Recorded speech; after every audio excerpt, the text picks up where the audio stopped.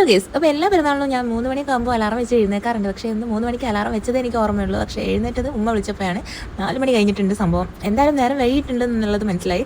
അതുകൊണ്ട് ചടപടയുന്ന സംഭവങ്ങളൊക്കെ കഴിക്കാൻ കേട്ടോ. പെട്ടെന്ന് എല്ലാം റെഡിയാക്കി എടുക്കണം. ചിക്കനും പത്തിരിയൊക്കെ റെഡിയാക്കാണ്. തലേന്ന് എല്ലാവരും റെഡിയാക്കാറുണ്ട്. പക്ഷേ ഞാൻ നേരത്തെ രാവിലെ എണീച്ചിട്ടാണ് റെഡിയാക്കാറുള്ളത്.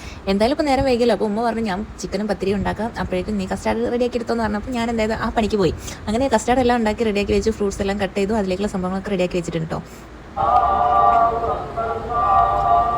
അങ്ങനെ എല്ലാവരും കുളിയൊക്കെ കഴിഞ്ഞ് ഫുഡൊക്കെ കഴിച്ചു. എല്ലാവരും ഇതാ ഇറങ്ങിയിട്ടുണ്ട്. നേരത്തിന് ഫുഡ് ആയിട്ടുണ്ട് കേട്ടോ. എന്തായാലും ഇനിയുള്ള പരിപാടി എന്ന് പറഞ്ഞാൽ നമുക്ക് കുളിക്കണം, മക്കളെ എഴുന്നേൽപ്പിക്കണം, മക്കൾക്ക് കുളിയൊക്കെ കഴിഞ്ഞ് ഫുഡൊക്കെ കൊടുക്കണം, നമുക്ക് ഫുഡ് കഴിക്കണം. അങ്ങനത്തെ കുറച്ച് പരിപാടികളാണ് ഉള്ളത്. അപ്പോൾ അതിൻ്റെ ഇടയ്ക്ക് എല്ലാവരെയും പറഞ്ഞയച്ച് നമ്മളിതാ കുളിക്കാൻ വേണ്ടി പോവാണ്. അത് കഴിഞ്ഞിട്ട് നിസ്കാരം, ഫുഡ് കഴിക്കൽ അതൊക്കെ കഴിഞ്ഞ് വന്നതാണ് ഇപ്പോൾ.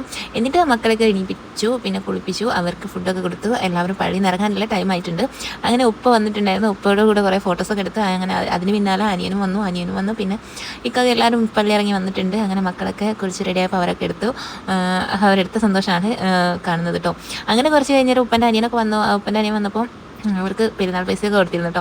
അപ്പോൾ അതിൻ്റെ ഒരു ചെറിയ പൊലിവിലൊക്കെയാണ് അവരുള്ളത്. അങ്ങനെ അനിയനും എല്ലാവരും കൂടെ അവർ വേറെ പള്ളിക്കൽ പോവാണ് കേട്ടോ. അപ്പം അതിന് വേണ്ടിയിട്ട് മോനും അവരുടെ കൂടെ പോകണമെന്ന് മോനും ഇങ്ങനെ വാശി പിടിക്കുന്നുണ്ട്. അപ്പോൾ അവന് ഡ്രസ്സൊക്കെ ചെയ്ത് കൊടുത്ത് അവരെ പോകാനുള്ളത് റെഡിയാക്കിക്കൊണ്ടിരിക്കുകയാണ്. അപ്പോൾ അവനും പെരുന്നാൾ പൈസയൊക്കെ കൊടുക്കണം എന്ന് പറഞ്ഞപ്പോൾ ഉപ്പൻ്റെ അനിയൻ വന്ന് പെരുന്നാൾ പൈസയൊക്കെ കൊടുത്ത് അതിൻ്റെ ഒരു ചെറിയ സന്തോഷമൊക്കെ അവനുണ്ട്. അവന് പോക്കറ്റിലൊക്കെ ഇട്ട് എന്നോട് ഞാൻ സംസാരിച്ചുകൊണ്ടിരിക്കുകയായിരുന്നു കേട്ടോ.